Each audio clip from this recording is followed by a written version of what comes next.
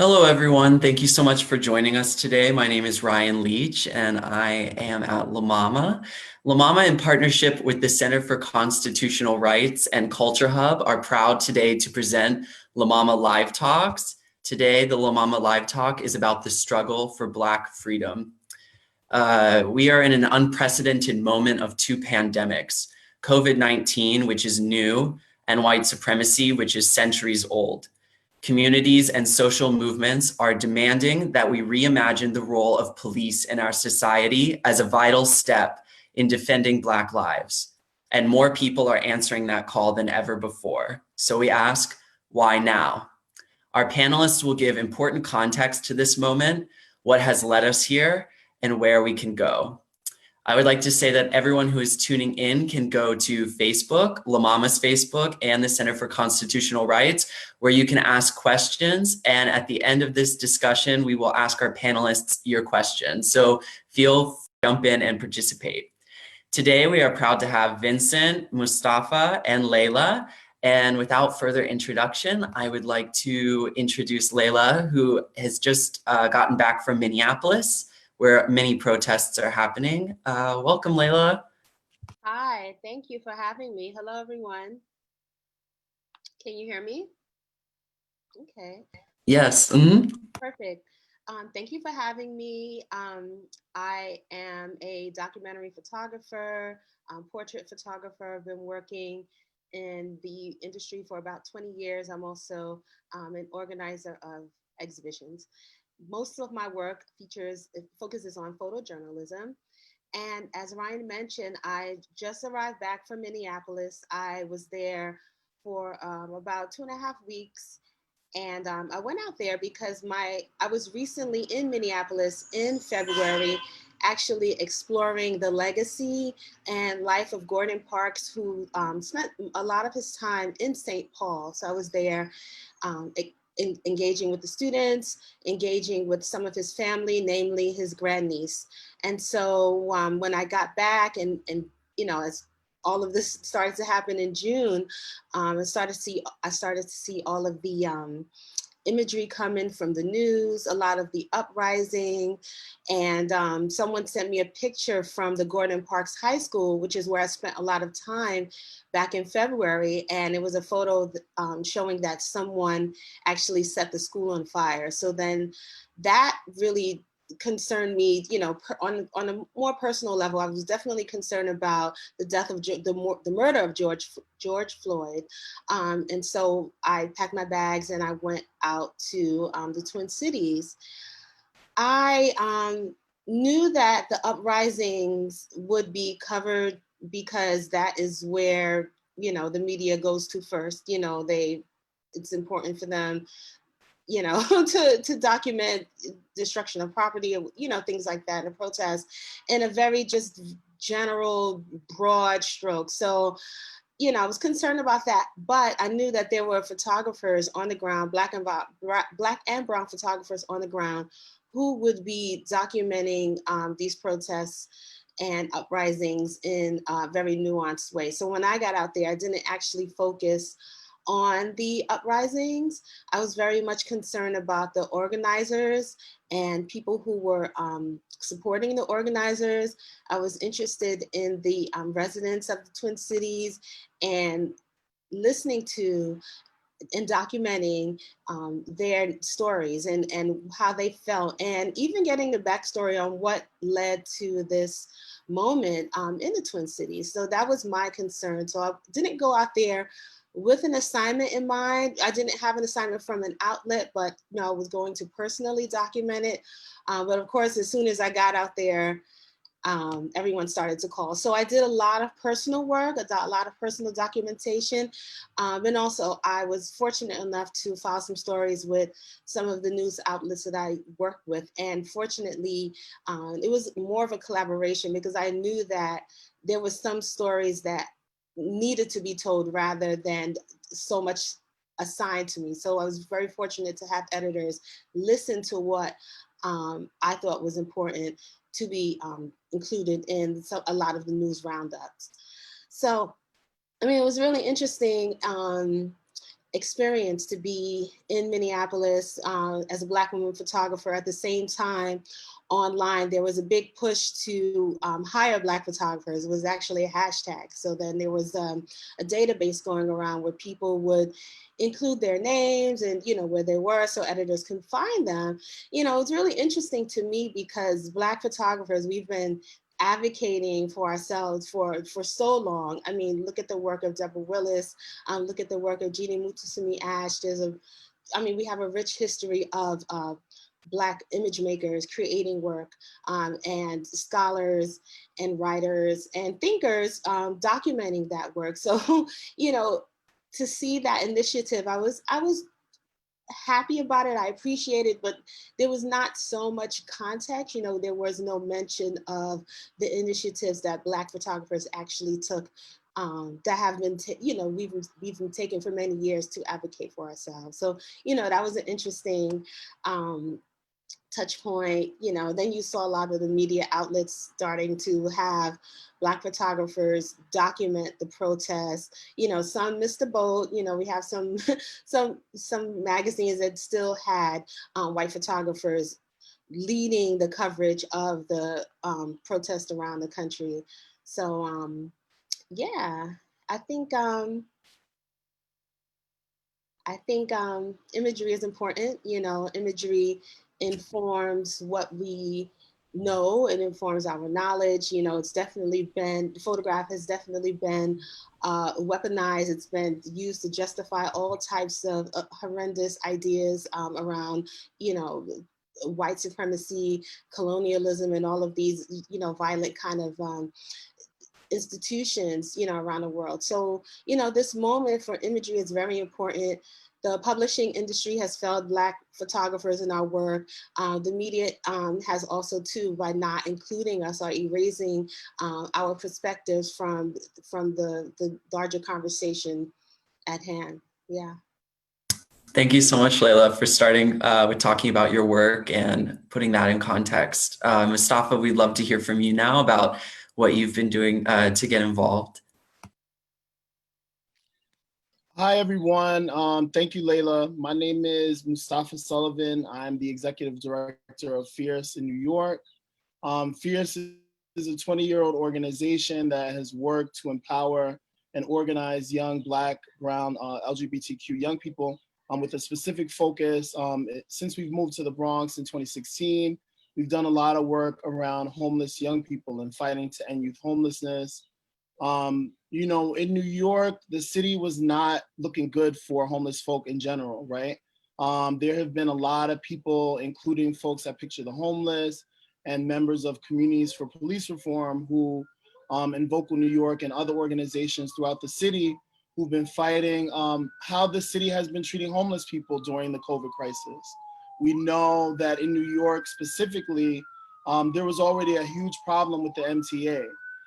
It wasn't working, it's still not working, and now they've closed it at night. So we know part of the work that we were doing before everything that happened with George Floyd is fighting against police violence. Ironically, you can hear the siren in the back right now. And so part of the work that we do is making sure that young people who are protesting, who are on the ground, are able to really speak their truth about police. If you've paid any attention to what has happened in New York, the mayor has ignored police violence directly. He's ignored videos of police violence, and Cuomo isn't much better. Specifically, we know that when protests erupted in New York and there were too many pictures that the mayor didn't like and Cuomo didn't like, they started a racist curfew. The city still has not been explained, or I don't even know if it's been explained anywhere else in any other part of the country. I just know about New York. We haven't gotten an explanation about why this curfew was started in the first place.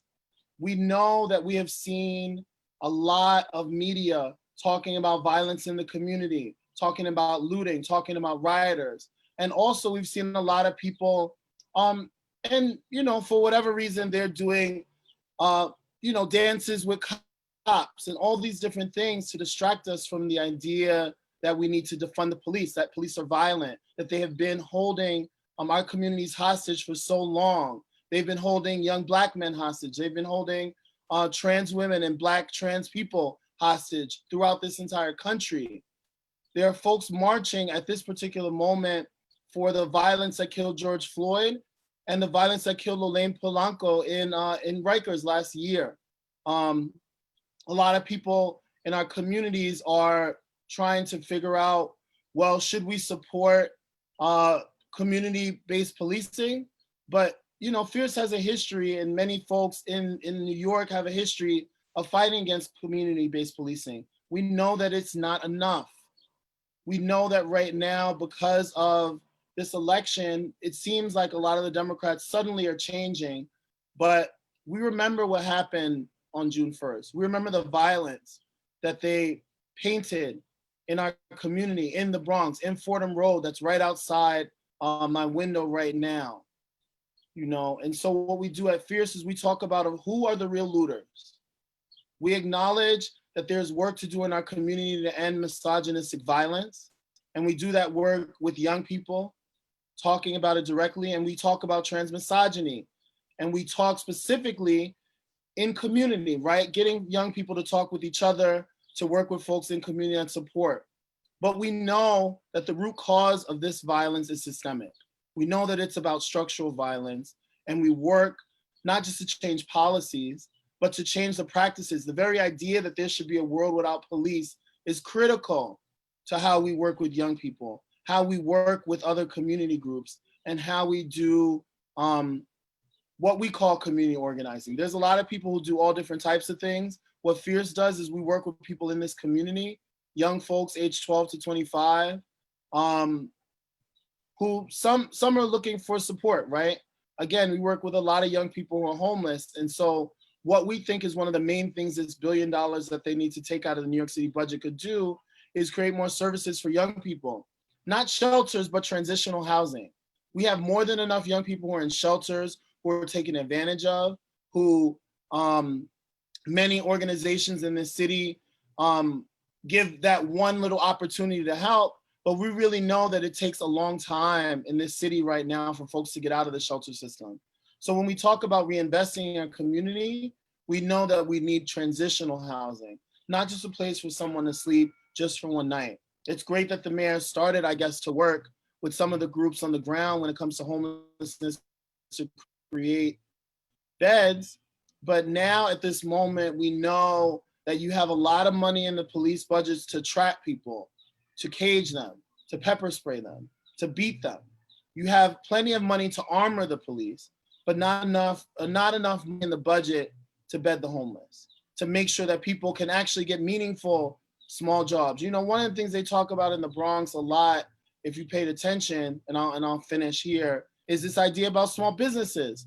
Well, guess what? If you looked at Fordham, if you looked at the Bronx, so all across the city, you would know that most of the small businesses are not owned by people in the community. Much of the money that people talk about, including some of your favorite Bronx electeds talk about, is going outside the community. So if we really want to reinvest and we really want to defund police, we should reinvest and help people in this community actually get jobs and actually fight off the poverty that we know existed before COVID and is getting worse during COVID. Thank you so much, Mustafa, for introducing our viewers to the incredible work that you're doing. And I would also like to encourage our viewers, if you do have questions for any of these panelists, they are incredible resources, so please ask them in the comments on Facebook Live. And Vince, I would love to hear from you and about all the great work that you're doing at the Center for Constitutional Rights. Thank you so much, Ryan, and it's great to be here with Layla and Mustafa, and thank you guys so much for your offering and your perspectives, and I actually want to hear more. And so I'm the executive director of the Center for Constitutional Rights. I've been a lawyer for 30 years. I started out doing police misconduct work in the 1980s with a young black man that was killed by the police named Michael Stewart. He was, this was the big chokehold case, killed by 11 transit officers. And back then, the entire focus was on the police keeping communities safe from themselves. That's really what the public discourse was about. And, you know, in answer to the question, why now? The answer really is because that discourse, that conversation, the news that is here is actually not that Black people are criminals. It is not that there are some good cops. It is not that the politicians are trying, and that it is not about, and let me just say, I was deeply offended when I saw the Democratic elected officials kneeling with kente cloths. I'm like, seriously? You're gonna kneel down with kente cloths? You know, I'm a big Star Wars fan, and Yoda says there is no try, there is only do or do not. And those folks have not been doing for our people for a very, very long time. So please forgive me if I am skeptical that a couple of tears and kneeling around and hugging cops and making policy changes that aren't going to solve the problem. Please forgive me if that's not okay with me. And why am I like this? The Center for Constitutional Rights is a legal organization, a legal and advocacy organization. We've been around since 1966. Our first client, one of our first clients, was a famed organizer in Mississippi named Fannie Lou Hamer. And Fannie Lou Hamer was famous for a lot of things, but one of the things she was famous for was telling Congress that Black people are sick and tired of being sick and tired. And if we take us to right at this moment and ask, why is this happening right now, is because Black people are still sick and tired of being sick and tired. When you looked at COVID, or one pandemic, it is true, it's a novel coronavirus. We've never seen it before. And we've been trying to get the state to look at old strategies, like, well, let's keep people isolated, let's get people tested. And you see how difficult it is to have a national conversation about following science and things that make sense in order to keep us safe. But Black folks and all of us got very sick and to continue to get sick. And then there's the question of, does it actually matter to our policymakers, to our nation, if it's Black people that are getting sick, or does it matter more if it's white people that are getting sick? Does it matter more that there are businesses that are closed down than it matters that there are people who are out of work? Even when it comes to cleaning our trains and keeping people safe here in New York City, it was predominantly Black and brown transit workers and other folks, and people that basically had to make the following calculation. Do I stay home and keep myself safe, or do I go work and make money and put myself at risk? There are very few people in America that have to make that choice on the daily. And when it comes to policing, Black folks make that choice on the daily. If you're going to send your kid in certain neighborhoods down to the corner store to get a bottle of milk, you're doing the calculations on how likely it is that that child is going to come back to you, and what are the different ways in which that child, through no fault of their own, can get swept up in a cruel, punitive society that only wants to see him or her as criminals. And then we think about the other epidemic, the epidemic of anti-Black racism and white supremacy. And, to be totally honest about it, that it is true that white supremacy has been here since America was created. That is actually true. But also, anti-Blackness has been around ever since there have been white people. And I want to be clear about that, because the idea of racism, the idea of anti-Blackness, was not created because of Black people. It was created by white people as a social control mechanism. They had to create some sort of way to keep Black folks away from them in the fields as part of an enslaved Black economy in order to make things work. And they had to create social control mechanisms to do it. And so, at the Center for Constitutional Rights, we really firmly believe that if you have a storyteller and an activist and a lawyer, you can change the world. And we have, this wonderful, wonderful group of storytellers and activists. And I actually wanted to throw a question to Layla and Mustafa.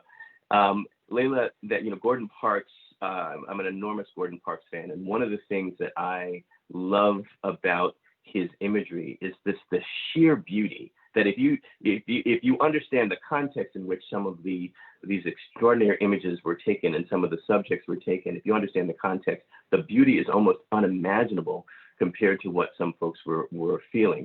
And I was struck by your talking about as a Black photographer that luckily you had editors that wanted to tell the story that you wanted to tell as opposed to the story that they wanted to tell. And Mustafa, you were talking about the life of the way that you're working with queer and trans young people in New York. And I'm wondering what both of you think about the question of the story. is the story that's out there right now that people are reacting to, is that the story that we should be telling, or is there more to it that people don't know?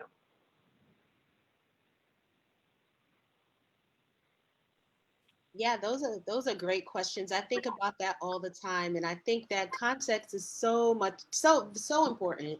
You know, when you're out in the field and you're on assignment, whether it's for a publication that is commissioning you, or you are doing personal work, you really need to be conscientious that you have not taken the picture before you took the picture, right? You know, you need to be there present. A lot of a big part of image making is listening. You know, a big part of image making is questioning and being, in conversation with the community and the environment and the people that you are documenting. You know, you have to understand your bias, and so even with me being out in the field, there were several times where my colleagues who were, maybe perhaps documenting the same thing I was documenting were, acknowledging one another, in conversation with one another. And here I am, a Black woman photographer with all types of cameras hanging off me. Obviously, I'm part of the press, but no acknowledgement of me. And so that you have photographers who are privileged, who get the first shot at these assignments to document Black life, but seeing a colleague who is also Black, there's no acknowledgement. There's not even any idea that this Black woman could be my colleague. This Black woman could be doing the same type of work that I am, And even I had people ask me, if I'm holding these cameras for someone else, So you have to question, people who get these assignments, how they feel about the people that they're photographing, how they feel about the stories that they're constructing, and stories are it's layered too, because even me being in Minneapolis, I'm not from Minneapolis, so I did as much work as I can. I'm in conversation, I'm listening, I'm questioning, but the photographers on the ground know what is happening. They know, so they are the one, specifically, the Black photographers who are living in the North Side, who are living in Rondo and St. Paul. They know why all of this is occurring. They have context, they have history. And so those stories, should be elevated and told and given, given, I'm a loss of word, but those stories definitely should be elevated and supported by the media. You have to be so responsible when you're creating images, because these images can be weaponized. Images inform your understanding of the world.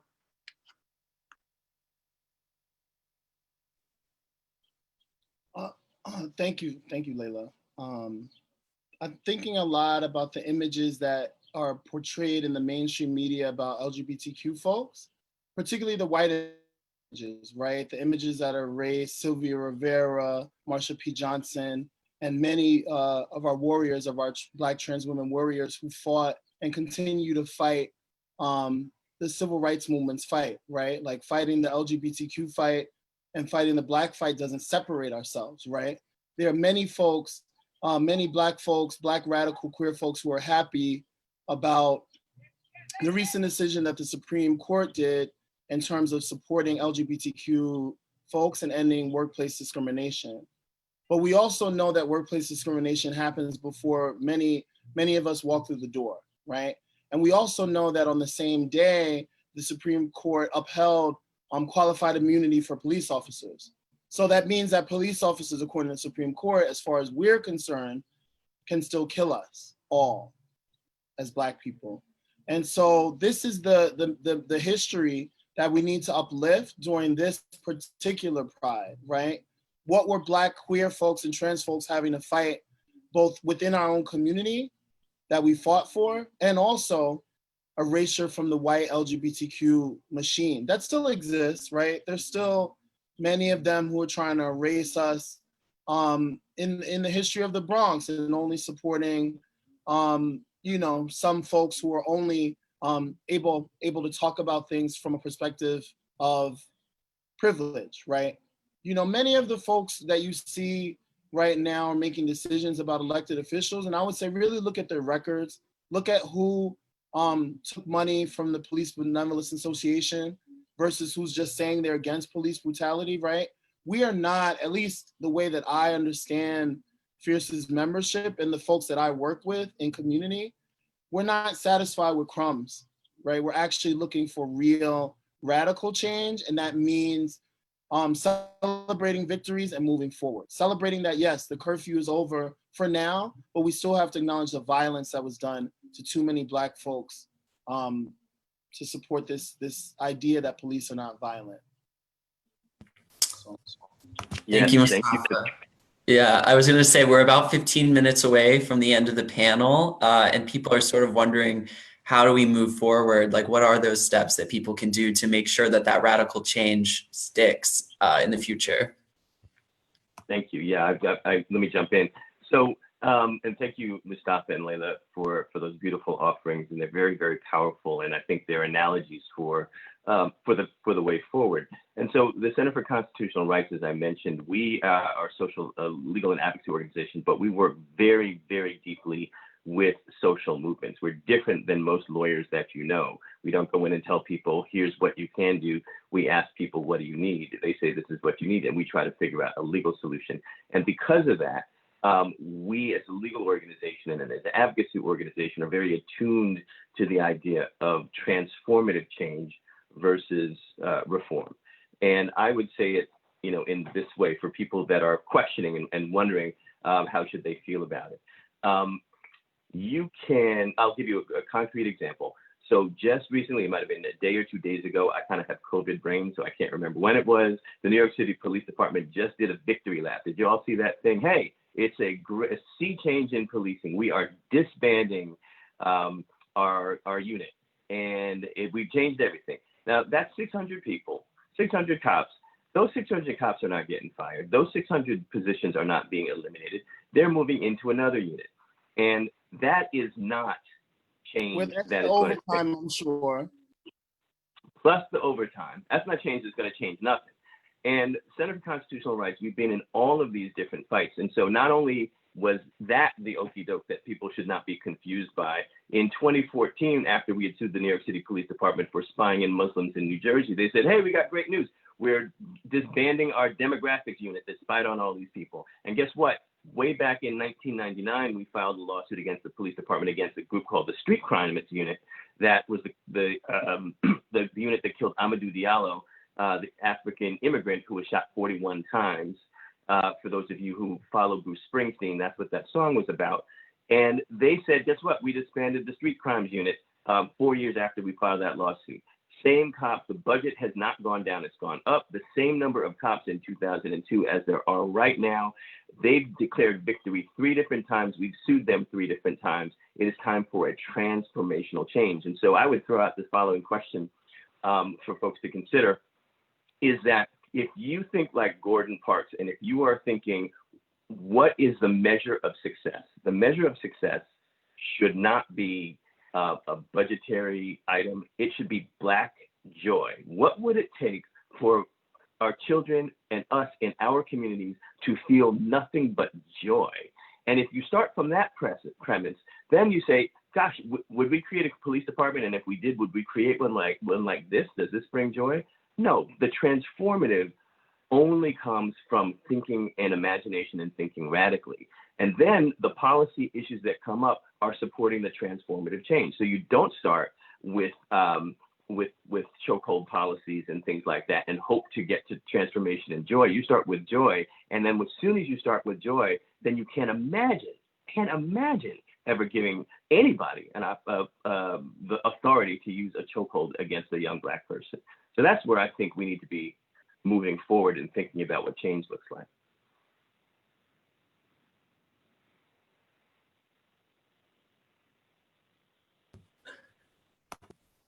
Yeah, did either of you, Layla or Mustafa, want to sort of respond to that? And if are you able to sort of bring that philosophy into your own work as well, or have you already brought that philosophy into your work?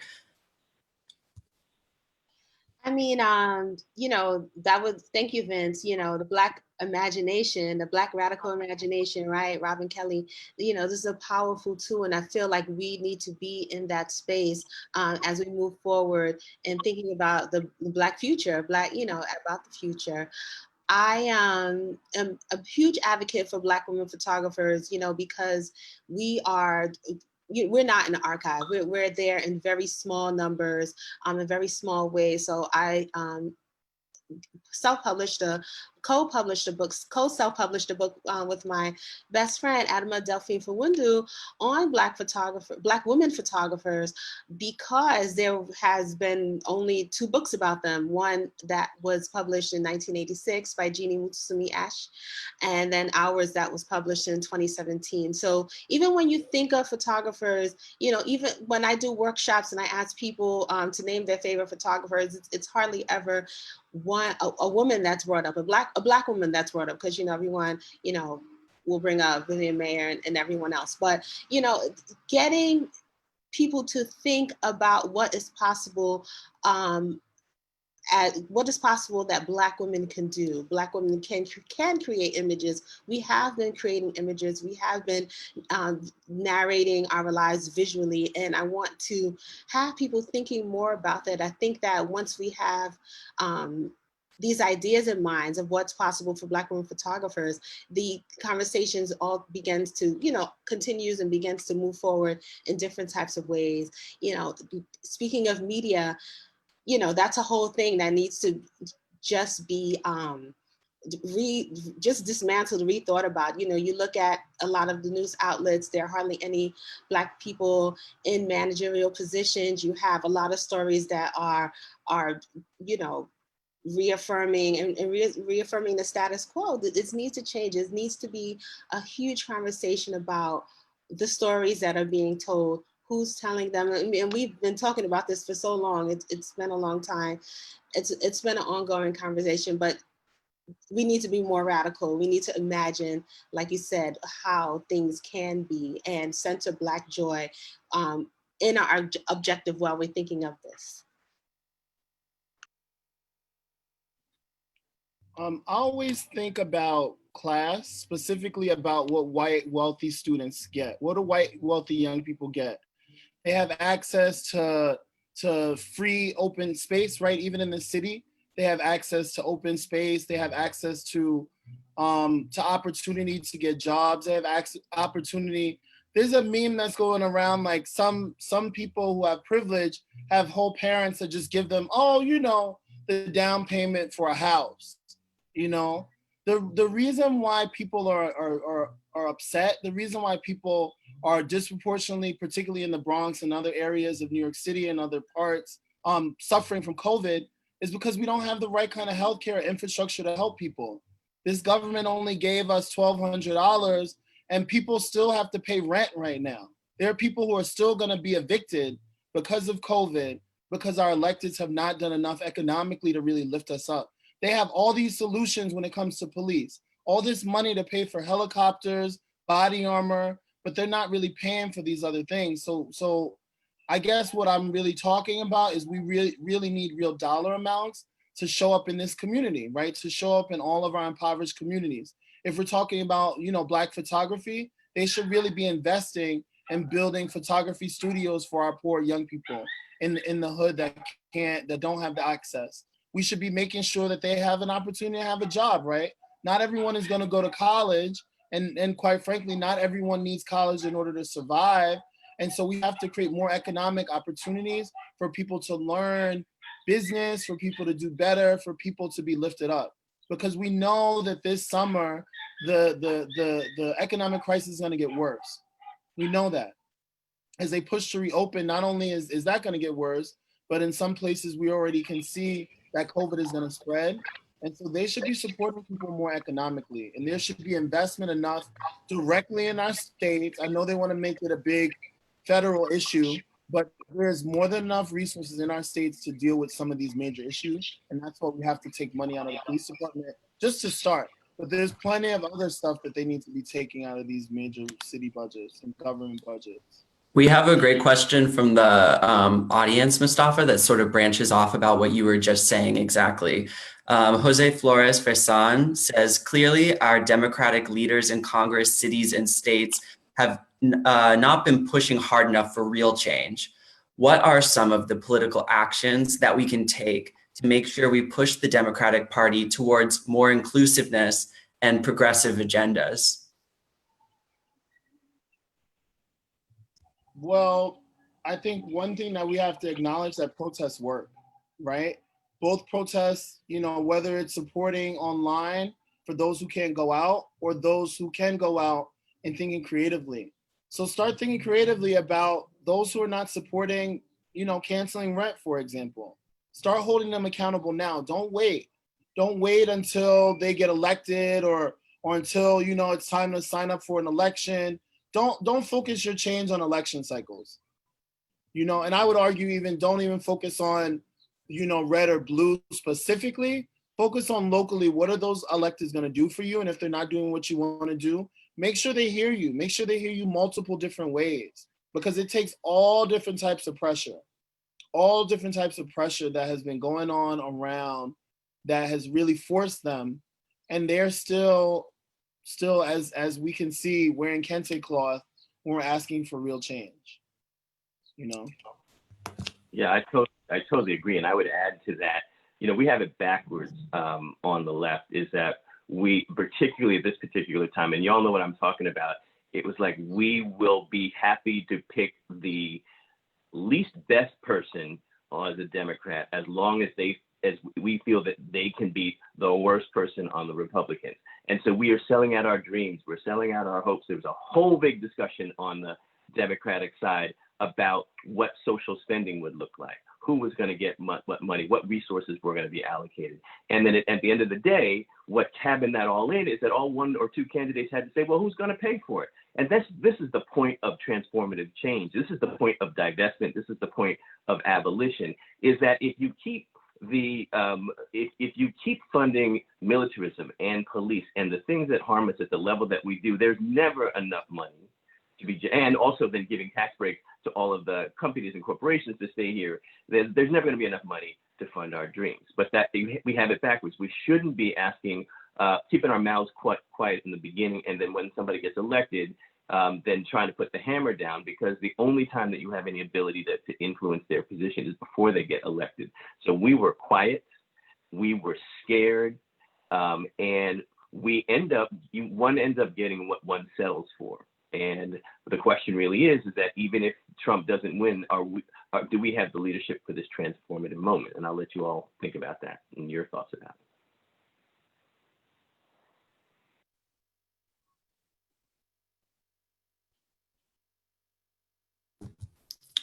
Yeah, one question that I have that was sort of brought up is, Mustafa, you were talking about how people can advocate for like housing in New York. Like, are people paying their rent right now? And people might not think of the rent strike as an issue that can help promote racial justice, but it is. And are there any other issues like that you think people don't know about that are important on the road to racial justice?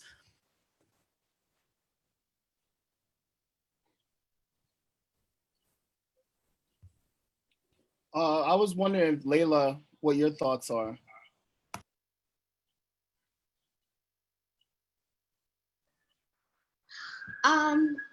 Yeah,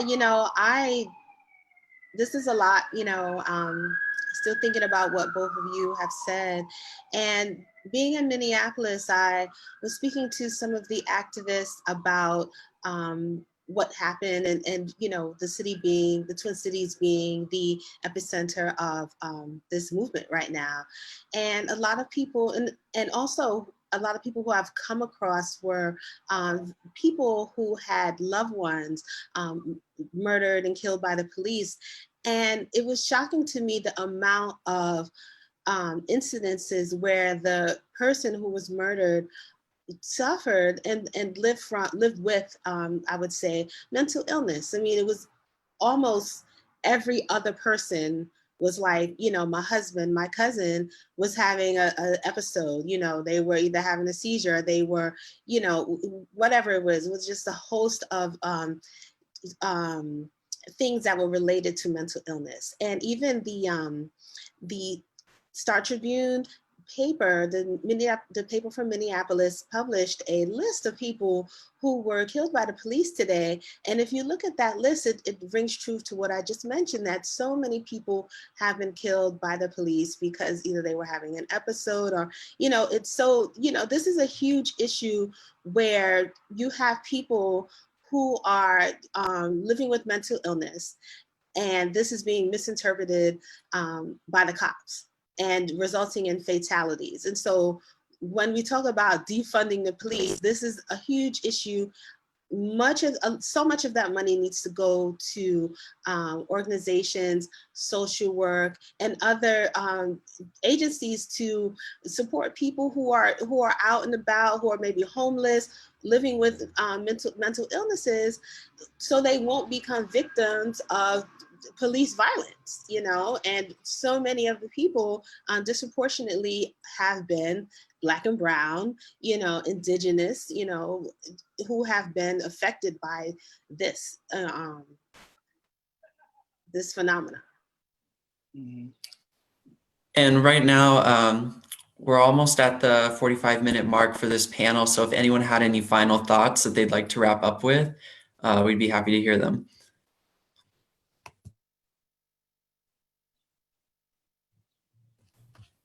I mean, I would agree. Just we have to deal with the mental health issues that are coming up in our communities, in our families.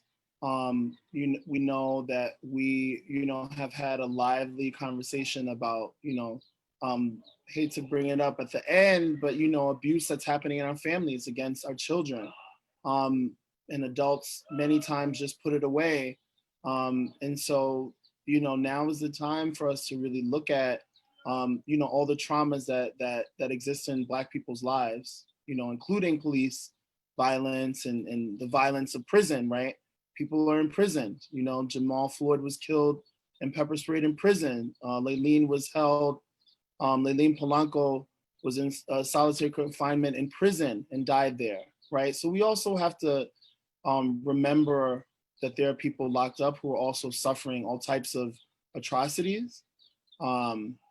And they need healing and deserve it too, and deserve us fighting for them too.